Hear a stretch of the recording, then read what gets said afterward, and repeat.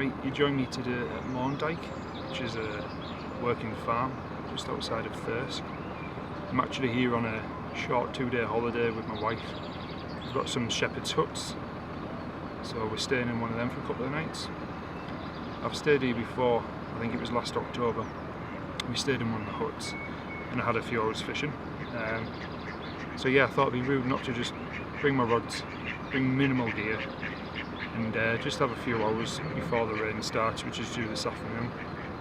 It's just midday now, I've really only just got started, so yeah, it's a lovely place, and yeah, typical mixed species coarse lake.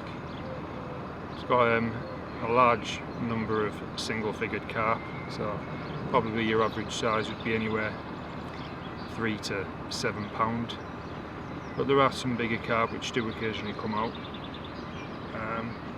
But yeah, today's just about getting a little bend in the rod, just getting out with the Shephards hut for a few hours, and just having a bit of a change of scenery, and we'll see how it goes.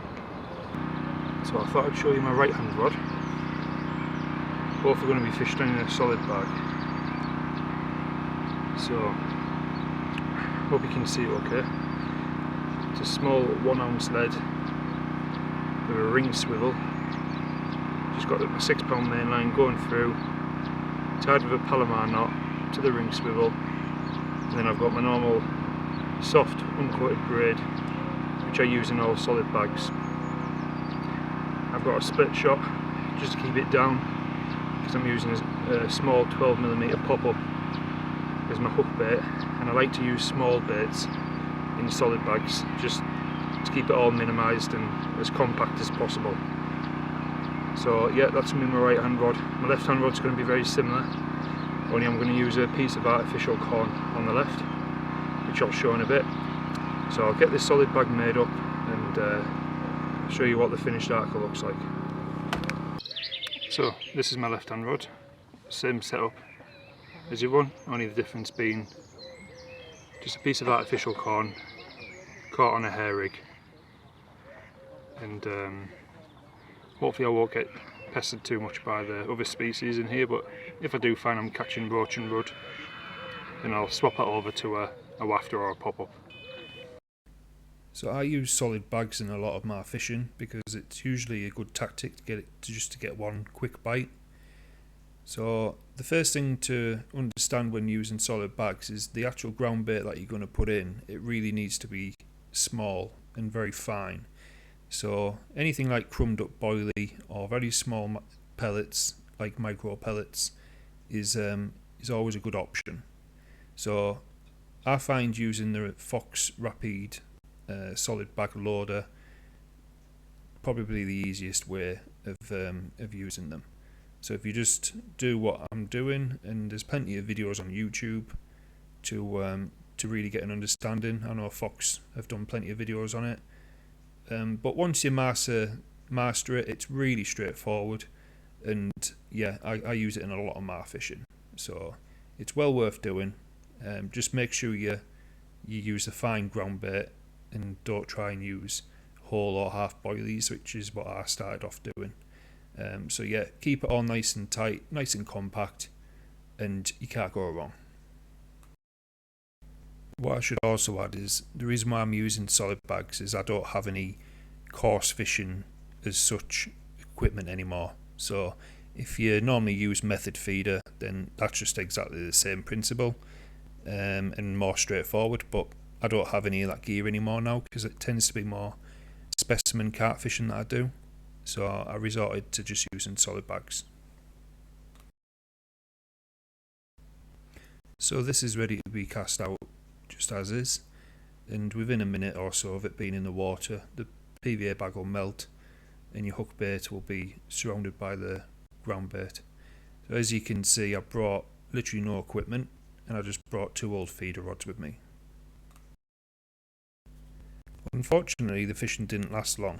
I probably only fished for about 3/4 of an hour, and the heavens opened and it absolutely tipped it down. So fortunately, I took this footage the day before when it was nice weather of the Shephards hut, so I'll just talk you through what you get if you decide to stay in one. So on the inside it's spacious with a double bed on the bottom, and there's a TV in front of it which was just out of picture. The single bed above it, chair, log burner, heater, little kitchenette, comes with a fridge, comes with some basics. All the utensils are already provided though, so you don't really have to bring much with you.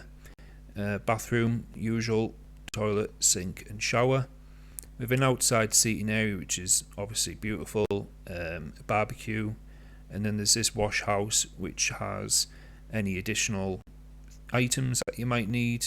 You can buy these. There is an honesty box in there, and yeah, it's catered for every need, every requirement that anyone might need. So yeah, there's many people who stay here don't come for the fishing. I'd imagine it's probably quite a high proportion non-fishermen who come to stay in the Shephards huts. But it's a beautiful place, beautiful area. There's stacks of information on local walks, local places to eat, days out. So it's in an ideal location. You're not far from other places to visit. So I highly recommend it. I've stayed in them twice now, and you've also got all the animals. It is a working farm, so yeah, you've got everything on your doorstep literally. It's just a beautiful, scenic, and it's just nice, quiet area, and yeah, we love it. So I do highly recommend it. You can ask the owners if you can be shown around all the animals, and yeah, you can't really go wrong with the place. It's just nice to be at one with nature sometimes. So I wasn't disappointed that I didn't get to do any more fishing, because we enjoyed our time just in the huts. But if you want any more information, there's the information, and they're also on Facebook.